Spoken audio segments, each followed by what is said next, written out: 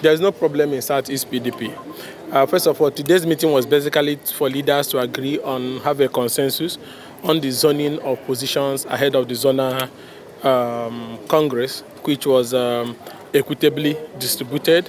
Each state in the zone getting two positions, and one national S official and zonal S official. So it was a very fantastic meeting. Everybody spoke like one family, and we came to a unanimous decision to zone those offices to the zone. Ebony will produce the zonal vice chairman, Enugu will produce the zonal secretary, Imo will produce the zonal woman leader, and so on and so forth. It was peaceful.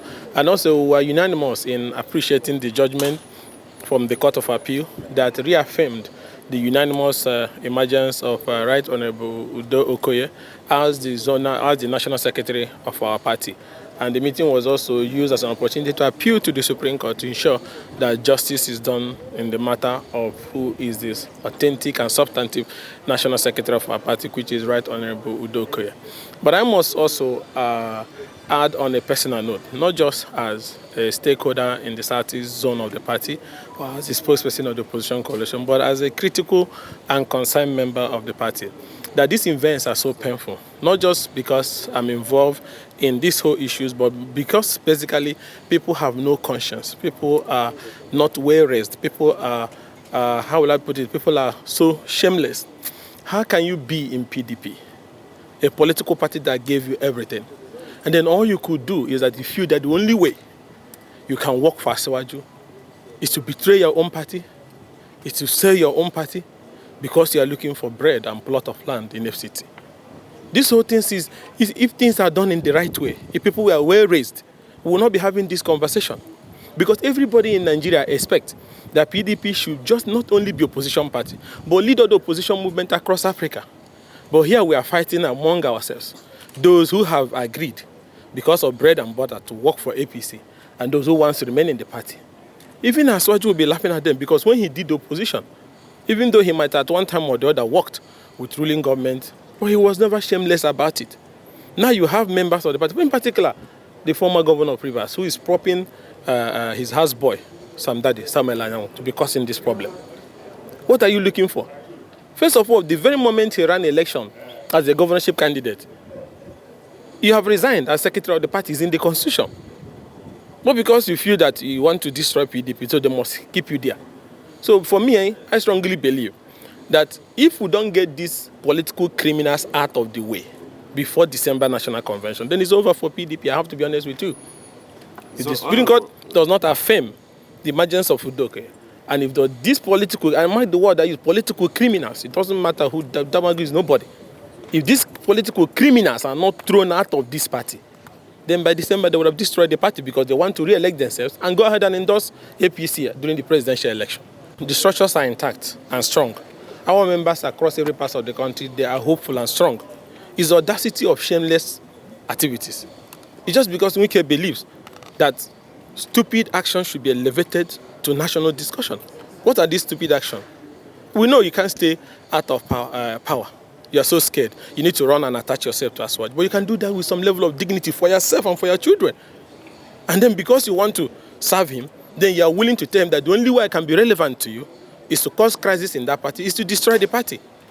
And then boasting about how he will go to court and get judgment, and then judiciary is also keeping quiet and making it look like that somebody can walk in and get the court to cook up something that is bad for him. So I strongly believe that the Supreme Court has all it takes to, killing the image of the judiciary by ensuring that this decision that is legitimate and popular is also affirmed. And for all those madness, for instance, he left PDP and came to another political party, the 27 lawmakers. It's very clear, it's on tape. All the TV stations, you have it, the day they had that meeting. But somebody is boasting that he will get the court to affirm such stupid action. So if the court does that, then people will lose confidence in the judiciary.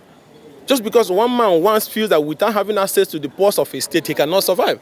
He must remain in government. Since 1999, government and PDP have been so kind to you. But what did you give them back? Crisis upon crisis. He destroyed the party or trying to destroy the party because you want to. Well, you can go and work for Bola Ahmed, but I don't have any problem with that. But you should do it with some level of dignity, not dancing naked in the market square. So everybody is mobilizing for the final battle to ensure that by December, this nonsense is stopped. But I have to also say clearly here that even in the event that this nonsense is not stopped by December, a lot of members of the party will leave. Because not everybody will want to stay in the marketplace and be dancing with mad people. The party leadership has fallen into the hands of political outlaws. That is the reason. Damagu is a political outlaw. Samuel Anyanwu is a political outlaw. These are people who have sold their political soul. So these are the people who are supposed to call the meeting to take those decisions. Ordinarily to call next meeting to choose a substantive national chairman of the party, they could not, because they're on a mission. And that mission is very simple. Ensure that the PDP does not survive beyond 2027. And then maybe after 2031, they will come and rebuild it because they think they are God. So the problem is Damagu and Anyanwu. They are the biggest political threat ever in the history of party politics in Nigeria. So shameless. I don't even know what their children, when they wake up and see their father doing this shameless, can they say, Daddy, stop this nonsense? They have no shame. That the two most biggest shameless politicians ever in Nigeria in history today. When you sit down, you go to London, you sit down, you meet with ruling parties and government, discussing how to kill your own party, and every morning you walk up to Wadata and sit on that seat. These are the kind of things that you sit one day, God can send thunder after you for what you are doing. So there are the two reasons why we are here. We're not supposed to be having this conversation. So we appreciate the governor of Enugu State who has kept faith and have been doing everything possible to unite the party and still bring us together in an atmosphere that madness and mad people have taken the political scene. But by December, God's willing, we hope this whole nonsense will end, not just at the Supreme Court, where we believe strongly that Anyanwu will be thrown to the political dustbin where he belongs. We believe by December also, reasonable committed party members will come on board. But if majority of party members keep quiet and this renegade holds the party down by December, then most people may not continue, because not everybody will have that time to stay in a house filled by political monkeys and criminals. Thank you.